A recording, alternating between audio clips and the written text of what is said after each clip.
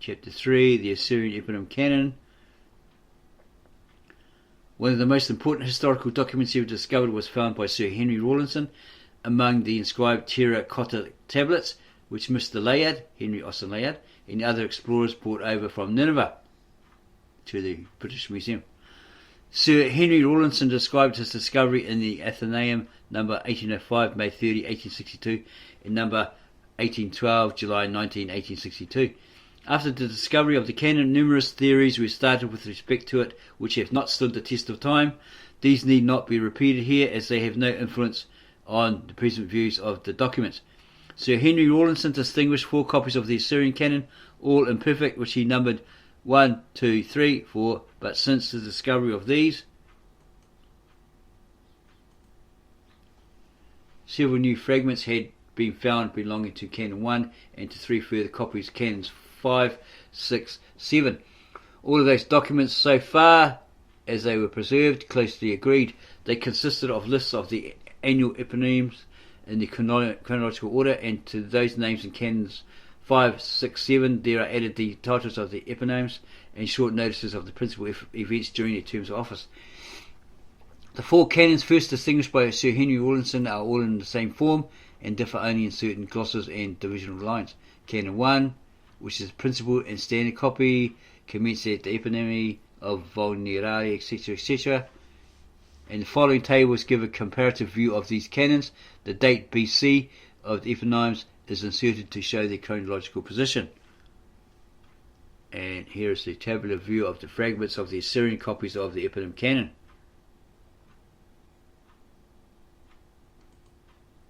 Continued.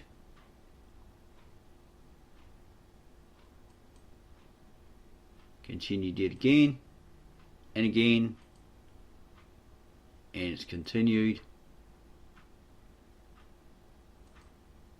extensively and ends here. Tabular view of Assyrian canons with historical notices attached. Canon 5, about 30 lines lost. Fragments of Canons 6 and 7, about 30 lines lost. Canon 7. Tabular view of Assyrian canons continued, and continued again.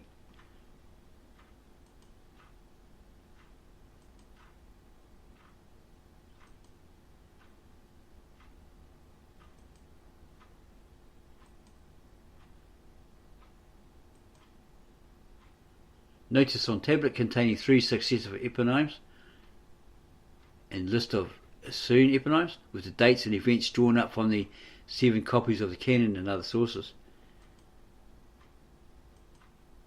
And it's continued.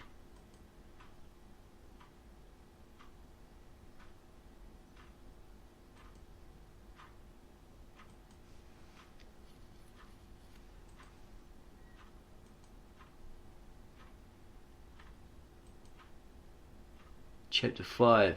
Evidence of the chronological accuracy of the Assyrian Eponym Canon. In consequence of a difficulty in reconciling the Assyrian chronology with the dates of the corresponding events according to the second book of Kings, some authors have suggested, or had suggested, that the Assyrian canon is incomplete, or was incomplete, and that there are places in documents where numbers of years should have been inserted to make the earlier dates correct.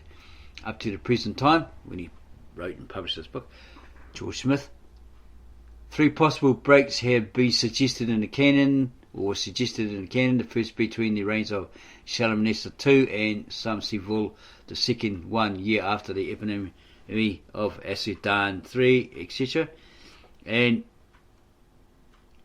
according to George Smith, he had seen no reason in support of any of these gaps from any cuneiform text with which he was acquainted, and he believed himself that the canon is a complete and accurate document. But here he gives a sketch of the theories that had been propounded with respect to these supposed gaps in the canon. The first conjectured gap is suggested by the Reverend D.H. Haig, who believed that 19 years are omitted or left out between the reigns, or missing, between the reigns of Shalmaneser II and Samsivul III. It is related in the monolith inscription of Samsivul III that during the reign of his father Shalmaneser II, another son of that king named Assur-Dainpal revolted against him and was followed by 27 districts of Assyria, principally in the east and south. These districts were subdued and again brought under the rule of Shalmaneser by Samsevul, who afterwards succeeded to the throne instead of the rebel prince. The Reverend D.H. Haig supposed that this revolt lasted 19 years. He believed that the date of the revolt was given in a passage of where it was stated that the Assyrian Empire ended 67 years before the Olympiads, BC 76 to 67, BC, which equals BC 843. And he assumed that a notice of Shalmaneser engaging in some ceremony in his 31st year, BC 829, belongs really to BC 848 and comes 60 years before the notice in the Canon, BC 788, of a karu, which he translates cycle. Okay, so he translated it as cycle. And he suggests that the notice of the king taking the hand of Bel in BC 729 and the festival of Bel on the day of Ashurbanipal's accession are other examples of this cycle of 60 years. This is quite impossible, as the four notices referred to all belong to different subjects. The first, in the time of Shalmaneser, BC 829, records the restoration of something called a buna, probably an emblem or altar, which was placed before the gods Assur and Vul, or Ashur and Vul. It's gods with a small g. The second notice in the Canon, BC 788, merely says karu, return or turning. This may possibly mean a cycle, but the single entry is not enough to prove it. The third notice occurs in BC 729 and 728 and refers to sacrifices and ceremonies in Babylonia. The same ceremonies being repeated by Sargon in BC 710, these therefore cannot possibly refer to a 60-year cycle. The last notice at the accession of Assurbanipal, is only the calendar festival for the day in question and occurred every year, therefore it also could not refer to a cycle. With regard to the idea of the rebellion of Assur-Dainpal lasting 19 years, this is opposed to the Assyrian statement. Samsevul says when the 27 districts revolted, he subdued them, and no allusion is made to any long period between the revolt and its extinction, and it is impossible to insert 19 years in the canon here, as the official Ashurbanipal, governor of the palace, was Eponym in BC 856 and again in BC 826 and a third time in BC 817, thus holding office at least for 40 years. Now, if 20 years were inserted in the canon here, it would make this officer occupy the third post in the kingdom for at least 60 years. Another gap has been suggested in the canon between BC 770 and 769 by the Reverend D.H. Haig, as there appeared an interruption in the titles of the eponyms, but this theory was abandoned afterwards by its author as untenable. So we recanted on it, right? Excellent remarks in answer to were given by Canon Rawlinson in it's German there, April 1870, but it must be allowed that in this place, if anywhere, a gap should take place, as there is a break in the titles. The third gap is proposed by Professor Oppert between the eponyms for BC 746 and 745. Here he proposes to insert 47 years, during which time he believes a Chaldean named Pul reigned, who instituted no eponyms. This reasons against this theory are 1. The regular order of the titles of the eponyms is not interrupted in the place of the supposed gap. The governor of Abaha, BC 745, succeeded to the governor of Nisibin, BC 746, as usual.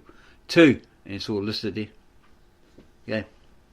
Slight errors in the Assyrian canon have been suggested in other places, but these only rest on untenable conjectures, and therefore the author, translator George Smith, did not introduce them within this book, or here.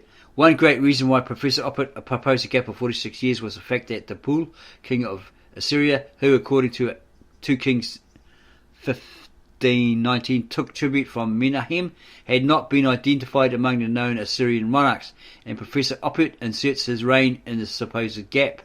The fact that we are unable to identify the king called Pul in the Bible is a grave difficulty, and lends some support to the idea that he was a monarch whose name is not in the eponymous list. While George Smith did not agree with the idea of a gap of 47 years in the canon. He had to confess this difficulty cannot, at the present of his writing, be solved. It couldn't be solved. But it appeared to him that there were three possible explanations. Then he lists them. The Bible states that Pul took tribute from Menahem, and the annals of Tiglath-Pileser state that he took tribute from Menahem. B. I guess it's two principal reasons. Principal reasons, A and B. C. Late in his reign, Tiglath-Pileser ascended the throne of Babylon, and at this time the canon of Ptolemy registers a king at Babylon named Puras, that is Pul. C. The passage in 1 Chronicles 5:26 seems to speak of Pul and Tiglath-Pileser as the same person. Of all the theories brought forward at present for that particular time, the identification of Pul, the supposition that he is the same monarch as Tiglath-Pileser, has the most evidence in its favour. And then George Smith put together some considerations in favour of the accuracy of the canon from three texts of Sennacherib. The first of these is dated in the 22nd year of Sennacherib, BC 684. This states that the tablet was copied from one which had been neglected and buried and was found after 101 years. As this tablet belonged to Nebuchadnezzar, the palace of which was built by Vulnerari III and restored by Sennacherib about BC 693, it appeared probable that the tablets were found when the restoration of the palace commenced in BC 693, and they would then have been written in BC 794, but for a long time George Smith gained no clue in confirmation of this date until he found a companion tablet according to which Sennacherib restored the offerings and institutions made by Vulnerari in the Eponym of Manukiasur, or probably pronounced also another way, Manukiasur. That is BC 794. And a third tablet of the same period relates that various predecessors of Sennacherib had made offerings, and among the names mentioned are Samsevul, Vulnerari, Tiglath-Pileser, Shalmaneser, and Sargon. The only date given in the tablet is again BC 794, and it states that Vulnerari had made the writings and offerings in the Eponym of Manukiasur. These incidental statements of the inscriptions and offerings of Vulnerari in BC 794, the finding of the tablets after 100 years, and the restoration of the offerings and palace of Vulnerari in BC 693 form a curious confirmation of the accuracy of the canon, but do not amount to a proof, as the connection between the three statements of Sennacherib is not certain. A considerable portion of the evidence in favour of the accuracy of the Assyrian canon consists of the dates on various contemporary documents which contain the names of the contemporary eponyms, and these, although presenting some variations, correspond with the proper names in the eponym canon. The following dates are given in the chronological order. They are from historical inscriptions, cylinders, contract tablets, etc.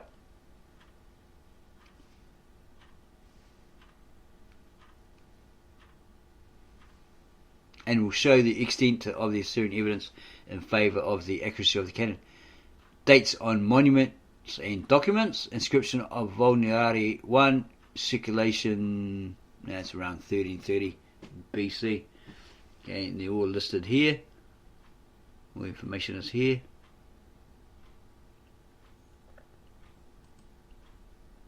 And it continues.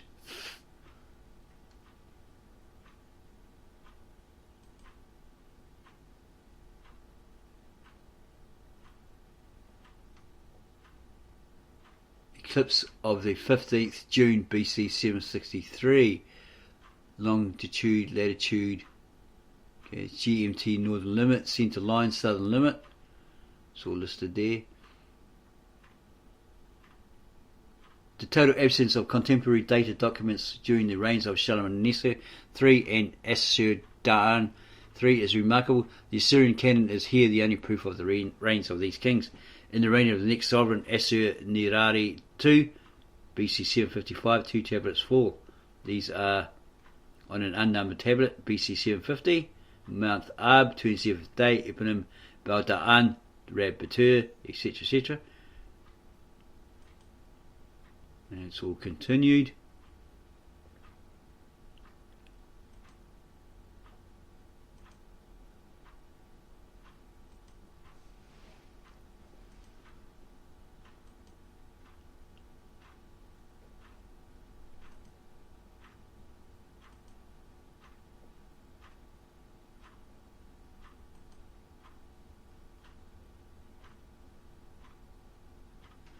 Chapter 5, the Eponym Canon and Canon of Ptolemy compared. The important bearing of the Assyrian Canon on general chronology is shown most clearly in its relations to the Canon of Ptolemy and the chronology of the books of Kings. The Canon of Ptolemy is a chronological compilation with astronomical notes, commencing BC 747 with the reigns of the Babylonian kings. This canon suppresses all reigns which are shorter than a year, making the odd months complete the years of the other monarchs. In this respect, its system is artificial, and the years being further counted according to the vague or wandering Egyptian year differ to the extent of a month or two from the ordinary Assyrian and Babylonian year.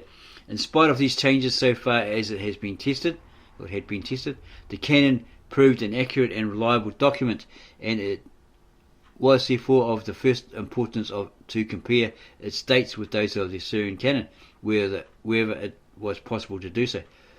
There was one point to be noticed before this comparison. Ptolemy starts with the first year of each king named, and as this was generally in Assyria and Babylonia, the first full year after the accession, we must, as a rule, add 1 year to Ptolemy's dates to obtain the accession year. The list of Ptolemy in the Assyrian period is as follows, and he's listed it here. We have here 16 dates to compare with the Assyrian annals, and the evidence confirms 10 of them. The first 2, 3 in the middle, and the last being the only one on which no information has been discovered. The first date of Ptolemy, BC 747, falls 1 year before the revolt at Caleb, BC 746, and 2 years before the accession of Tiglath-Pileser, BC 745, and does not appear to synchronize with any Assyrian date. The next date, BC 733, also does not appear in the Assyrian annals.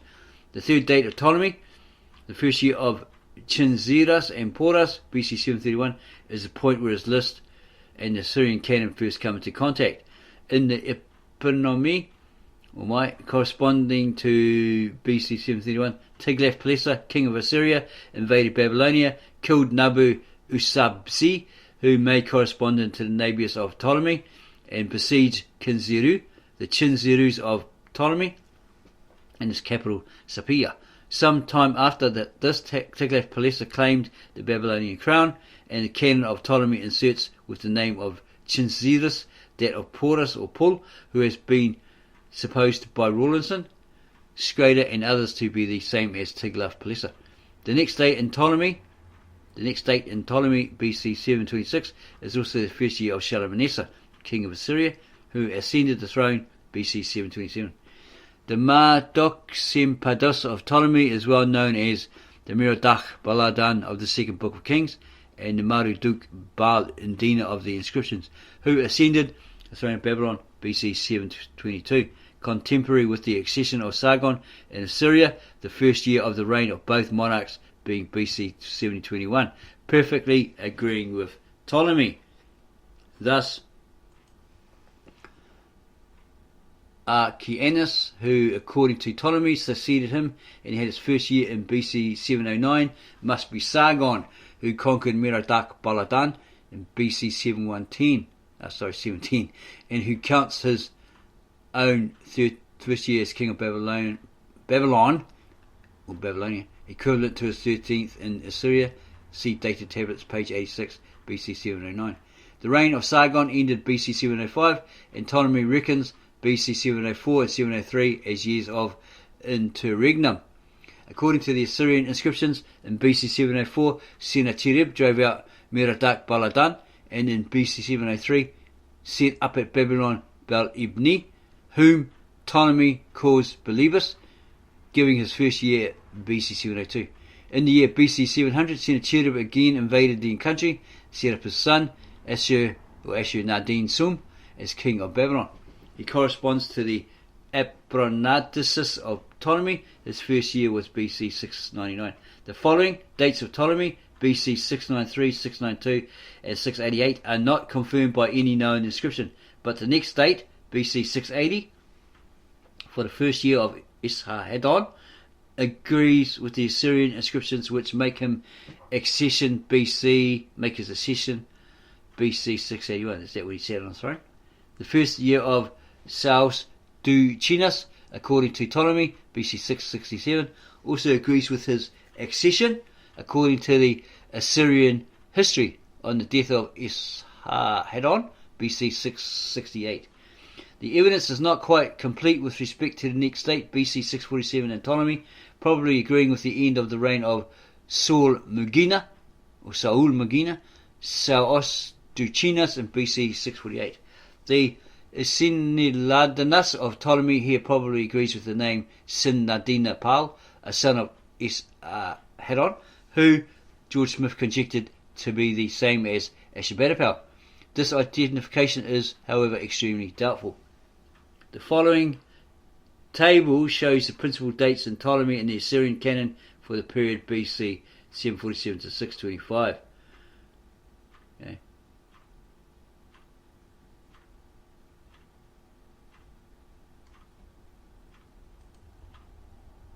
Chapter 6, Assyrian notices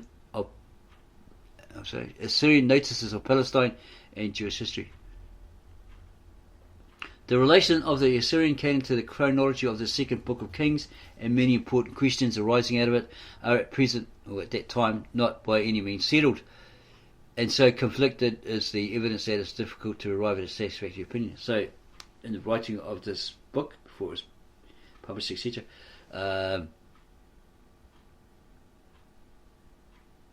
many questions arose, but there's conflicting evidence, so it's difficult to arrive at a satisfactory opinion.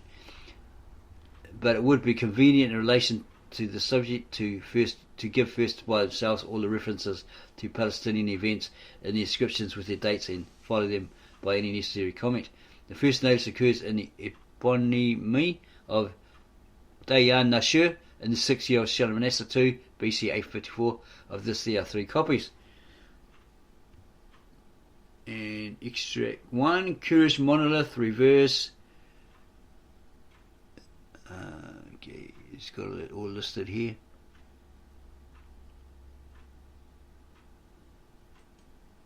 Of what went on. The second account, or extract 2, the second account of this war is in the Bull inscription, layout page 46.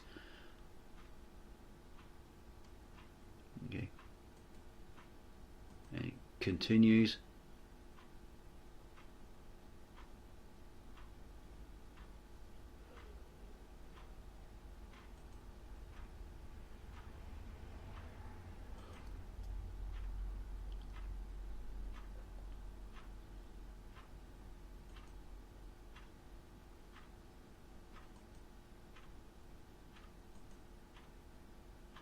Histories of these different kings that ascended these thrones in different time frames or periods.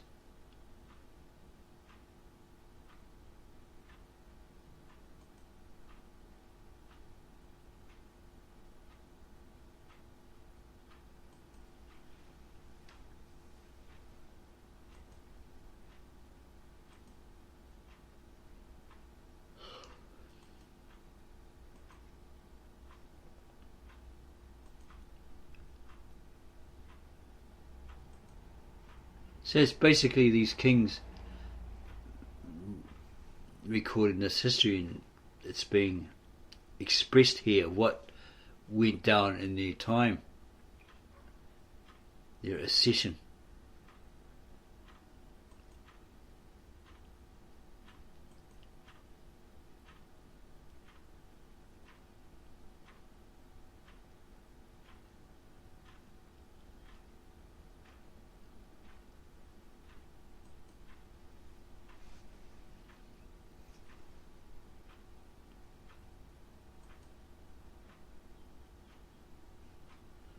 looks like they're all cylinders, and according to Ashurbanipal, maybe.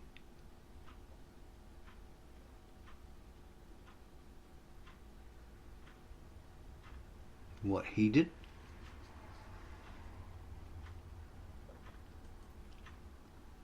Chapter 7, the comparative chronology of Assyria and Palestine.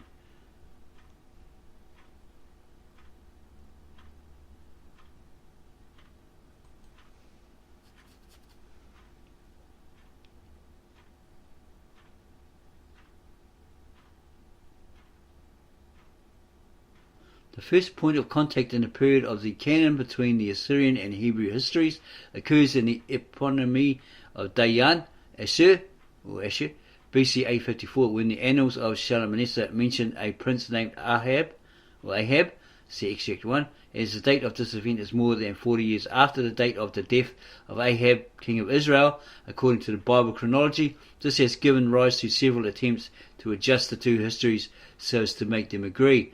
One of the first in the field in this direction was Professor Oppert, who held opinions that there is a break of 47 years in the eponym canon between the eponym Nebuchadnezzar, BC 746, and the accession of Tiglath-Pileser, which he lowered to BC 744. He thus lowers all the later Assyrian dates 1 year and raises the earlier ones 46 years, identifying the eclipse in the eponym of Istu Sarab, BC 763, with one which happened BC 809.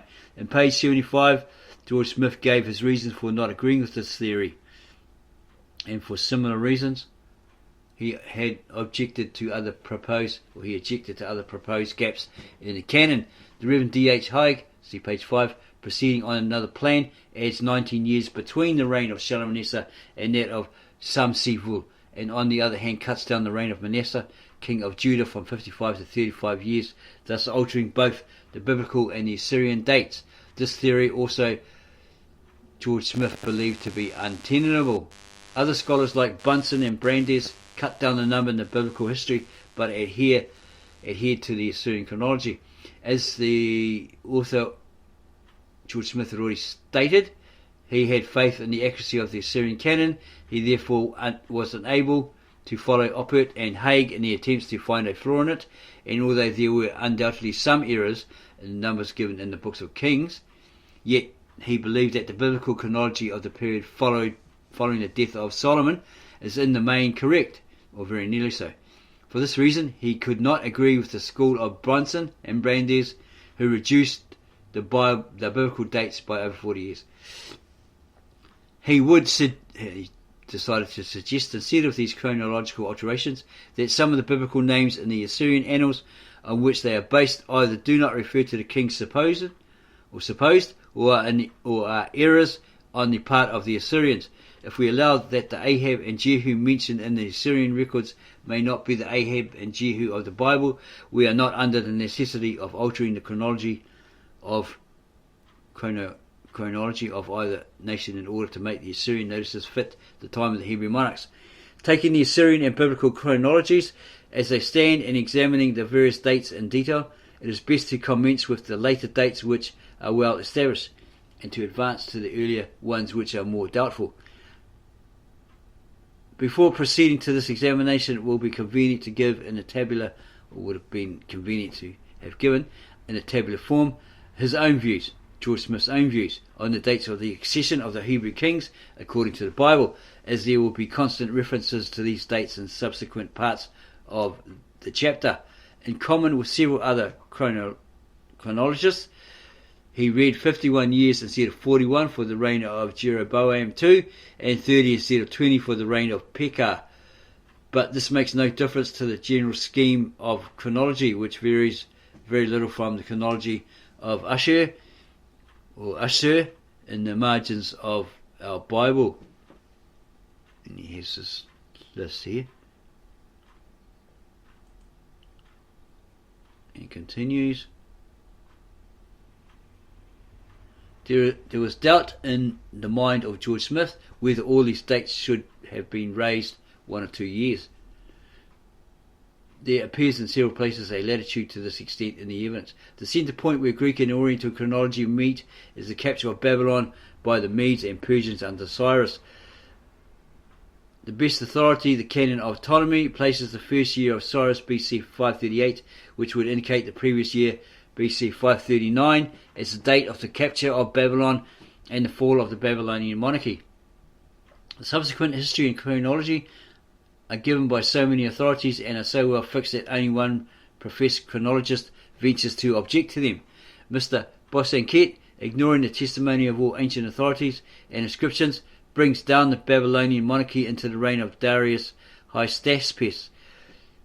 Ancient testimony and modern research are, however, so clear upon the subject that no discussion on this point is necessary in this part of the book. The Book of Daniel states that after the conquest of Babylon, a monarch named Darius the Mede took the kingdom previous to the reign of Cyrus. This Darius has not been identified with any prince known to history, and his reign has been supposed to have been short, not exceeding 2 years. This would reduce the accession of Cyrus as king of Babylon to BC 537, his first year in which the Jews were released from captivity, falling in BC 536. Ptolemy's canon omits or leaves out the reign of Darius and gives the whole period from the capture of Babylon to the accession of Cambyses to Cyrus.